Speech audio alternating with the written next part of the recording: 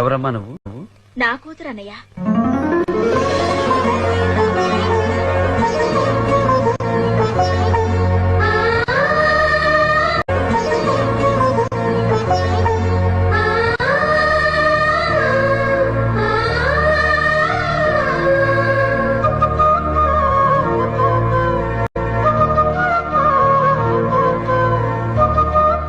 ఎలా ఉన్నావమ్మా?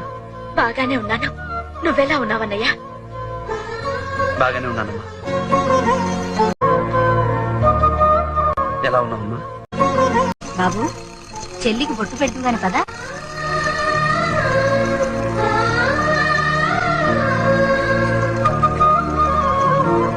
నువ్వు నన్ను ఒక్క విషయంలో క్షమించాలమ్మా. నీ భర్తను చంపక తప్పడం లేదు. చంపేస్తాను వాణ్ణి. చంపేయన్నయ్యా. నువ్వు నేను కలిసి పుట్టాం, కలిసి చూస్తాం. వాడేవాడన్నయ్యా.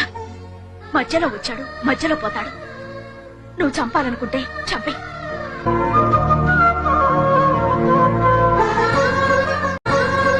అన్నయ్య అడిగితే 5వ తరాన్ని చేస్తానన్న నా చెల్లిని చూస్తే నాకు చాలా గర్వంగా ఉందమ్మా.